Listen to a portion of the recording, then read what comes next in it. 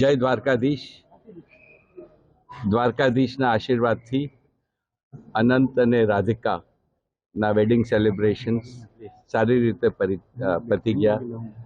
બધાનો સહયોગ રહ્યો અને મારે પર્ટિક્યુલરલી જામનગરવાસીઓને ખાસ થેન્ક યુ કહેવાનું, કારણ કે એમના સહયોગ વિના જામનગર હવે ઇન્ટરનેશનલ મેપ ઉપર આવી ગયું છે અને આ દ્વારકાધીશના આશીર્વાદ વગર થાય નહીં.